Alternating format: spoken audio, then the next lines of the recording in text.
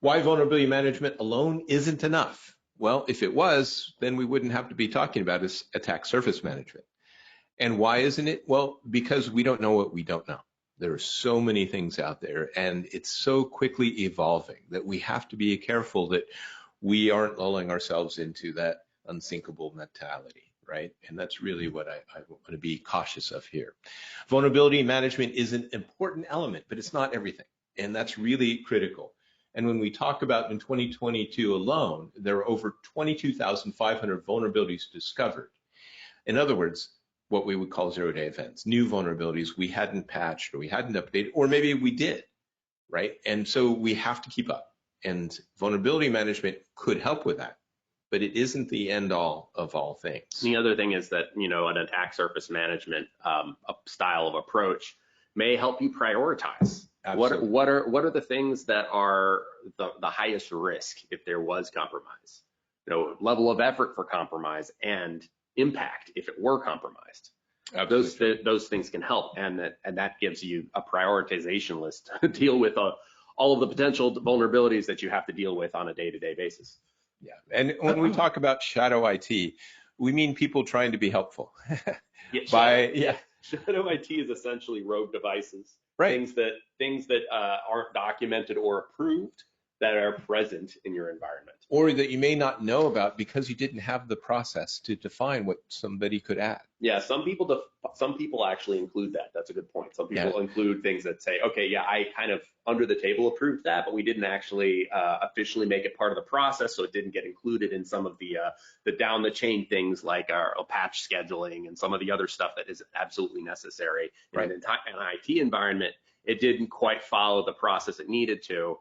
So it's on the network. Yeah, people know about it, but it's not following it's not up to the same standards everything else is in the network. Yeah, agreed. Or somebody brought in a Wi-Fi because they wanted to be able to attach a different device or a different way, and suddenly they've added a device that's now unpatched and created a security flaw, right? Because that device can then be owned, and that becomes the pivot point to attack everything else. So really understanding that.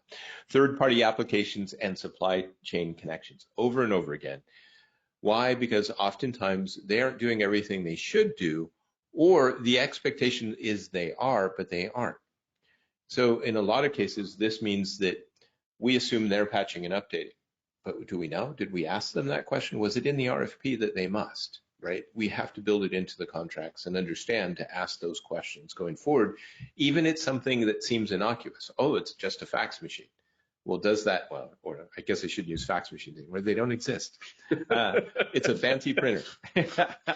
That printer also acts as a fax machine. The point is, by adding that device, did we patch it? Did we update it? Or did the company that put it in there, is it their responsibility to do so? Well, we have to draw those lines and understand and then ask them those questions. And that's what happens.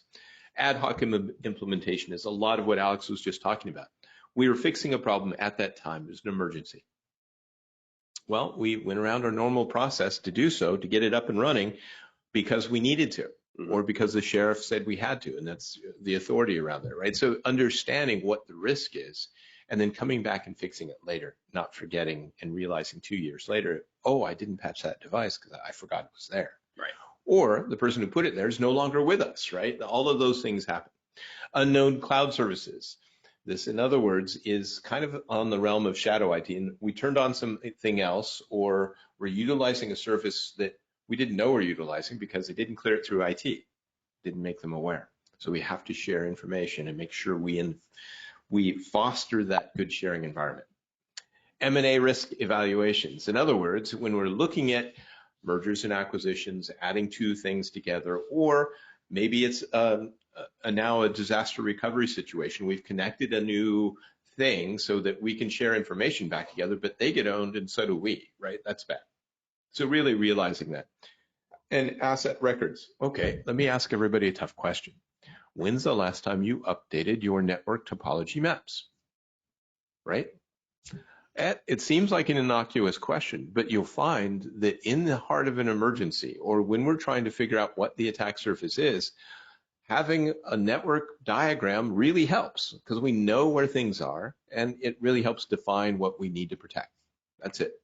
If you don't know what you need to protect, it makes the job much harder. So you start oftentimes with that diagram. Well, and then bringing that team together, that incident response team, having that documentation ready to be able to share to new people who aren't familiar with it. Yep. Also important.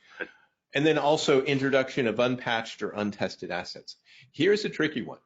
Let's say you're working with a vendor who manages part of your network, or they manage the equipment that resides in that part of the network. Let's put it more clearly. And we didn't order the patching software for that. We didn't buy their patching service. Well, that means we could build it on our own. And the danger there is you end up breaking the functionality of the devices because we didn't know that that patch wasn't to be applied yet to those devices.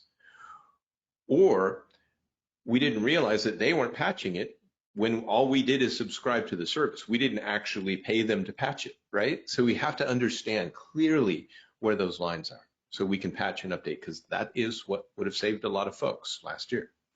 And out-of-date operating systems or other things, when you talk about operation technology, really old devices that are out of date. We'll talk more about this as well. That's so funny. This is a big list, but this is an important slide. I recently walked into a site, into the server room, and they had their KVM open and Windows XP was showing, and he immediately ran over and closed it. He said, "Don't look at that." It doesn't exist. Yeah, I was like, "Oh, that's okay. I'm used to it."